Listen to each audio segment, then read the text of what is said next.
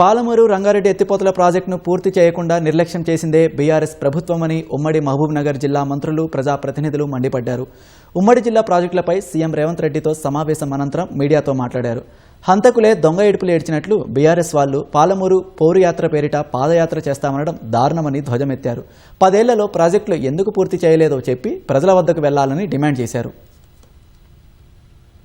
పాలమూరు రంగారెడ్డి జిల్లా ప్రాజెక్టు ఎక్కడ వేసింది అక్కడే ఉంది, మేము 90% పూర్తి చేసినాం అని మాట్లాడారు.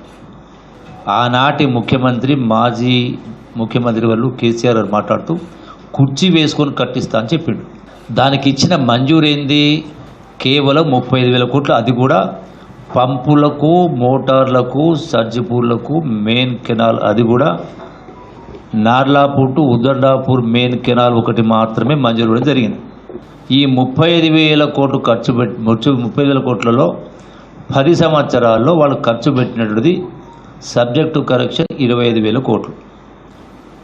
అంటే 8 లక్షల కోట్లు అప్పు చేసి ధనిక రాష్ట్రాన్ని మీకు అప్పచెప్తే 8 లక్షల కోట్ల అప్పు చేసి అయినా కూడా 10 సంవత్సరాల్లో 1,00,000 కోట్లు అయ్యే ప్రాజెక్టుకు మీరు ఖర్చు పెట్టింది 25,000 కోట్లు ఖర్చు పెట్టింది. 25,000 కోట్లు ఖర్చు పెట్టి 90% పనులు పూర్తి చేసిన మాట్లాడింది. అందుకే వీళ్ళు ఏదైతే పాలమూరు జిల్లా మాజీ మంత్రులు, మాజీ ఎమ్మెల్యేతో మాట్లాడుతుండ్రో పాదయాత్ర చేస్తామని, మీకా నైతిక హక్కే లేదు.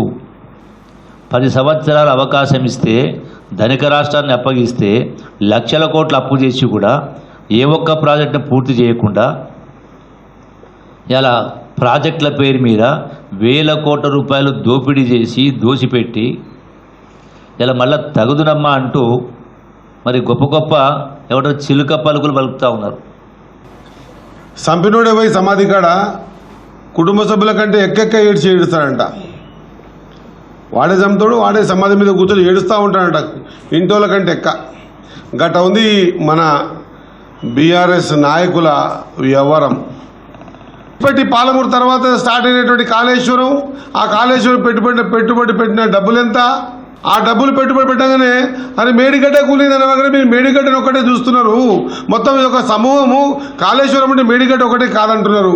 మరి నేను కూడా గదే అడుగుతున్నా, పాలమూరు రంగారెడ్డి అంటే నేను ఒకటే మోటార్ బిగించి ఆ మోటార్ ఇట్లా స్విచ్ నొక్కి అర్ధగంట తర్వాత బంద్ చేయగానే పాలమూరు రంగారెడ్డి పథకం అయిపోయేట. ఏడుకెంచి వరకు ఉంది, ఏలూరుకెంచి లచ్చిందేవపల్లికి ఉంది. పాలమూరు పోరు కోసం పోరు యాత్ర కాదు. మీరు పొర్లు దండాలు పెట్టినా కూడా మిమ్మల్ని ప్రజలు నమ్మే పరిస్థితి లేదు ఇప్పుడు.